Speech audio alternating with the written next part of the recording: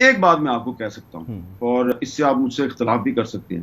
اگر کوئی بیرونی طاقت یا کوئی ملک حکومت پاکستان سے یہ کہے کہ جی آپ عمران خان کو ہمارے حوالے کر دیں اور وہ 5 سال یا 10 سال کے لیے سیاست میں نہیں آئیں گے اور آپ ہمارے ساتھ ڈیل کر لیں، تو جتنا میں عمران خان کو جانتا ہوں وہ یہ ڈیل نہیں کریں گے. وہ کبھی بھی پاکستان چھوڑ کے نہیں جائیں گے. اور غالباً آپ خوش فہمی کہہ لیں یا غلط فہمی کہہ لیں، لیکن جتنا میں ان کو جانتا ہوں اس کی بنیاد پہ میں یہی کہہ سکتا ہوں کہ ضدی آدمی ہے تو اتنی جلدی ضد نہیں چھوڑے گا. میرا مسئلہ تحریک انصاف نہیں ہے، میرا مسئلہ سابق وزیر اعظم عمران خان بھی نہیں ہے، میرا مسئلہ ہے آئین پاکستان. میں بار بار ایک بات ریپیٹ کر رہا ہوں، کافی دنوں سے میں ریپیٹ کر رہا ہوں کہ یہ 2023 ہے، 2023 1973 میں جو کانسٹیٹیوشن بنا تھا اس کی 50ویں سالگرہ کا یہ سال ہے. یہ اگست کے مہینے میں 50 سال پورے ہو گئے ہیں. تو آپ کیا سبق دے رہے ہیں ہماری نوجوان نسل کو؟ کیا آپ میسج دے رہے ہیں کہ آپ 90 دن میں الیکشن نہیں کرائیں گے تو اس آئین کا آرٹیکل 224 کدھر جائے گا؟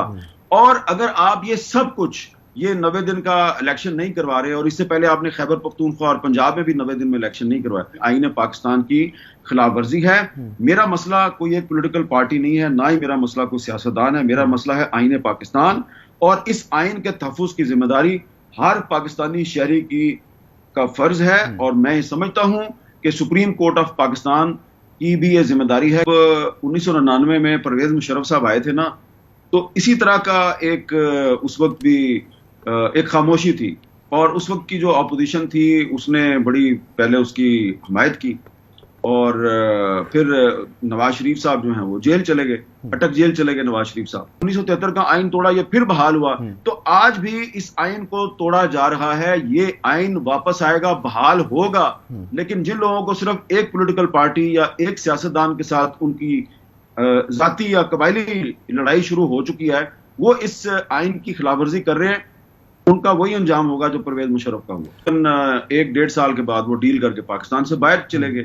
پھر آپ کو یاد ہوگا پھر 2002 میں ایک الیکشن ہوا تھا، اس میں مسلم لیگ کاف کی حکومت آ گئی، اور جو قومی اسمبلی تھی وہاں پہ تو مسلم لیگ نون جو ہے وہ بس اس کی 17-18 سیٹیں تھیں. تو پرویز مشرف صاحب کا خیال تھا کہ انہوں نے مسلم لیگ نون میں سے مسلم لیگ کاف نکال کے تو اس پارٹی کو ختم کر دیا، اور اس کے بعد وہ کافی سال تک پاکستان پہ حکومت کرتے رہے. لیکن الٹیمیٹلی پھر کیا ہوا؟ الٹیمیٹلی حالات نے پلٹا کھایا. وہی پرویز مشرف جو ہے اس کو مسلم لیگ نون نے پیپلز پارٹی کی مدد سے ڈرا دھمکا کے اس کی کہا تمہاری امپیچمنٹ کریں گے، اور وہ بیچارہ جو ہے اس نے 18 اگست 2008 کو استعفیٰ دے دیا، اور پریزیڈنٹ ہاؤس سے وہ چلے گئے. کبھی بیرون ملک گئے، پھر واپس آئے، پھر ان کا انتقال ہو گیا، اور اس دوران ان پہ آئین سے غداری کا مقدمہ بھی چلا. وہ مقدمہ ابھی تک اپنے انجام کو نہیں پہنچا. اور جو اس دوران میں ایک 18ویں ترمیم ہوئی نا، سب جماعتوں نے مل کے ایک 18ویں ترمیم کی. اس 18ویں ترمیم نے جو آرٹیکل 6 ہے آئین پاکستان کا، اس میں یہ قدغن لگا دیا کہ اب کوئی ہائی کورٹ یا کوئی سپریم کورٹ کسی بھی غیر آئینی اقدام کی توثیق نہیں کر سکتی. تو یہ جتنے بھی یہ غیر آئینی اقدامات ہو رہے ہیں نا آج کل، اور اس سے بھی زیادہ آپ کر کے دیکھ لیں، یہ 18ویں ترمیم کے بعد پابندی لگ چکی ہے کہ آپ توثیق نہیں لکھ کروا سکتے کسی بھی عدالت سے. تو ٹھیک ہے، قومی اسمبلی نے اور سینٹ نے قانون پاس کر دیے، صدر نے اس پہ دستخط بھی کر دیے، لیکن آپ نے دیکھ لیا نا سپریم کورٹ نے ایک جو قانون ہے وہ تو واپس بھیج دیا نا، اس کو تو اڑا دیا نا. تو آپ دیکھتے جائیں. مجھے بڑی امید ہے کہ آئین پاکستان جو ہے یہ اس کے تحفظ کی ذمہ داری جو ہے وہ ہر پاکستانی شہری پہ بھی ہے اور سپریم کورٹ پہ بھی ہے. تو دیر ہوگی لیکن اندھیر نہیں ہوگی.